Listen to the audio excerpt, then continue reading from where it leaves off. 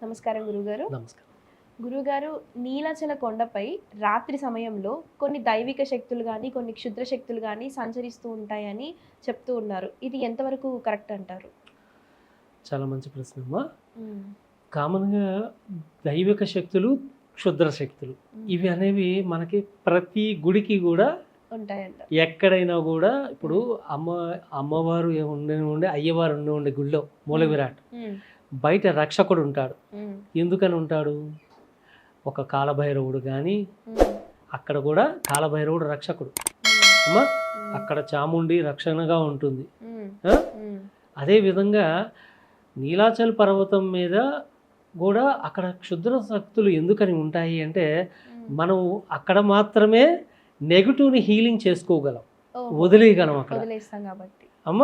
ఆ వదిలేసిన నెగిటివ్ ఉంటుందిగా, హ్మ్. ఆ? కానీ అవి గుళ్ళోకి ప్రవేశించకుండా రక్షణ ఉంటుంది. హ్మ్. ఉం? హ్మ్. అమ్మా, అక్కడే కాదు ఎక్కడైనా నువ్వు గుడి చుట్టావంటే వదిలేసేది ఏంటి? నెగిటివే. నెగిటివ్. హ్మ్. సో ఆ నెగిటివ్ని ఎవరు తీసుకుంటారు? మూల విరాట్ తీసుకుంటుంది. హ్మ్. ఆ? అర్థమైందా? అర్థమైంది. మూల విరాట్ నువ్వు గుడి చుట్టావు అంటే నీకు మన హిందూ ధర్మంలో గుడి చుట్టడం ఎందుకని గుడి చుడతాం మనం? ప్రదక్షిణాలు ఎందుకని చేస్తాం? మనలో ఉన్న నెగిటివ్ని మూల విరాట్ తీసుకుంటుంది కాబట్టి ఓకే. అమ్మ. హ్మ్. అలాగే అక్కడ కూడా నెగిటివ్ ఉంటుంది, పాజిటివ్ ఉంటుంది హ్మ్. అమ్మ. పాజిటివ్ అనేది ఎక్కువగా ఉంటుంది ఆ ప్రాంతంలో. ఓకే. 18 శక్తిపీఠాల్లో ఆదిశంకరాచార్యులు శ్రీచక్రాన్ని ప్రతిష్టాపన చేశారు. హ్మ్. కానీ హ్మ్. అక్కడ మాత్రం ప్రతిష్టాపన చెయ్యొద్దు అంది అమ్మవారు. హుహు. స్వామి ప్రతి చాటుకి వెళ్ళి ప్రతిష్టాపన అమ్మవారి ఆజ్ఞ తీసుకుని బలులు ఆపడానికి, అంటే ఈ శక్తిపీఠాల్లో 18 శక్తిపీఠాల్లో ఒకప్పుడు బలులు ఉండేవి, ఒక రక్త బలులు ఉండేవి, అన్నీ ఉండేవి. హ్మ్. కానీ స్వామివారు అక్కడ వెళ్ళి అక్కడ ఉన్న అమ్మవారితో కమ్యూనికేట్ అయ్యి, హ్మ్. తల్లి నేను ఈ ఉగ్రత్వాన్ని తగ్గించడం కోసమని ప్రజలు తట్టుకోలేకపోతున్నారు, సో అందుకని ఇక్కడ నేను శ్రీచక్రాన్ని ప్రతిష్టాపన చేస్తున్నాను, నీ శక్తిని దీంట్లో ఇముడుస్తున్నాను అని చెప్పి అక్కడ చేయటం జరిగింది. కానీ ఇక్కడ మాత్రమే హ్మ్. ఈ 18 శక్తిపీఠాల్లో ఇక్కడ మాత్రమే హ్మ్. శ్రీచక్రాన్ని స్వామి ప్రతిష్టాపన చేయలేదు. ఓకే. ఎందుకని అంటే అమ్మవారే ఆదేశించింది స్వామికి. హుహు. ఆదిశంకరాచార్యుల వారికి అమ్మవారే ఆదేశించింది ఏమని? హ్మ్. ఇక్కడ నువ్వు ప్రతిష్టాపన చేస్తే లోకాన్నిలో ఉన్న చెడుని కాపాడేది ఎవరు? ఇంకా సంహరించడానికి ఎవరు? సంహరించడానికి ఎవరున్నారు? హ్మ్. ఉం? హ్మ్. చెడు ఎక్కువగా పెరిగిపోతుంది. హ్మ్. సో అందుకని ఇక్కడ రక్త బలులు అనేవి నడవాలి. హ్మ్. నడిస్తేనే ఇక్కడికి వచ్చిన వాడికి నెగటివ్ క్లియర్ అవుతుంది. అంతే అంటారు. క్లియర్ అవ్వగానే అంటే ఎందుకని చెప్పానంటే ఇక్కడ అందరూ గురువులే, అందరూ దేవుళ్ళే తల్లి. హ్మ్. ఇక్కడ నేను ఈ దేవుడి దగ్గరికి వెళ్తే నెగిటివ్ క్లియర్ అవుతుంది, ఆ దేవుడి దగ్గరికి వెళ్తే నెగిటివ్ క్లియర్ అవుతుందని నేను చెప్పట్లా. ఇప్పుడు మనం 10th క్లాస్ పాస్ అవుతాం. హ్మ్. 10th క్లాస్లో మ్యాథ్స్కి ఒక మాస్టర్ ఉంటారు, సైన్స్కి ఒక మాస్టర్ ఉంటారు, సోషల్కి ఒక మాస్టర్ ఉంటారు, హ్మ్. అవునా? తెలుగుకి ఒక మాస్టర్ ఉంటారు కదా. హ్మ్. అలాగే ఇంతమంది వీళ్ళందరూ కూడా మాస్టర్సే, వీళ్ళందరూ గురువులే, హ్మ్. అలాగే వీళ్ళందరూ కూడా దేవుళ్ళే. హ్మ్. అర్థమైందా? కానీ అక్కడ సోషల్ మాస్టర్ దగ్గరికి వెళ్ళి సైన్స్ అడిగితే ఎలా ఉంటుంది? అవును. అవునా?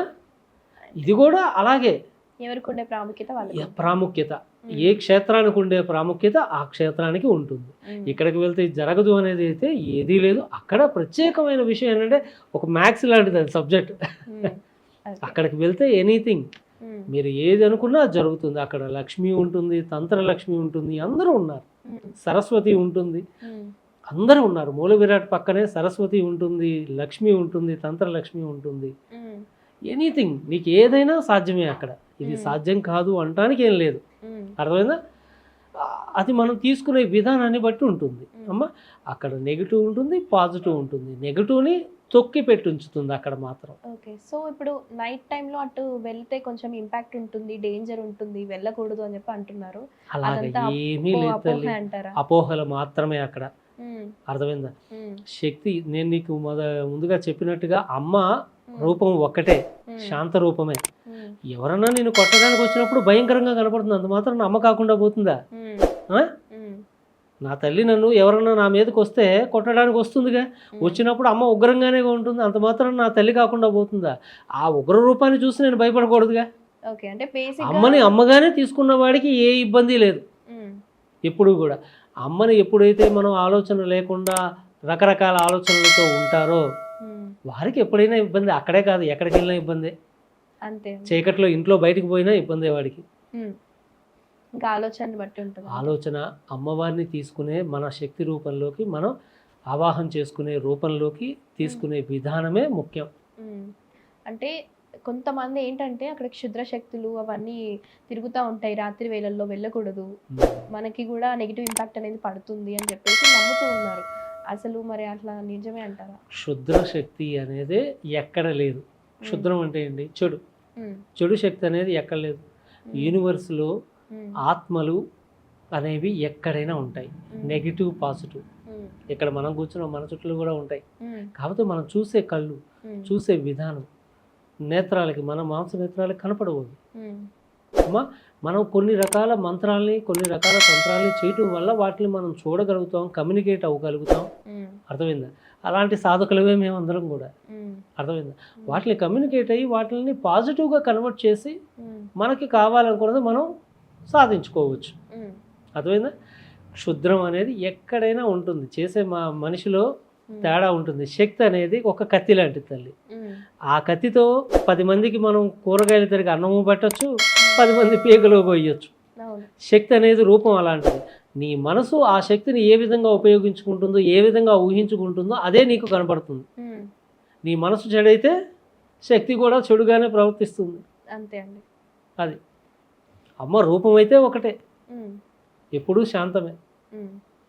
ఓకే, తప్పకుండా గురుగారు, మాకు మా ప్రేక్షకులకి తెలియని ఎన్నో విషయాలు తెలియజేశారు. మీకు ధన్యవాదాలు.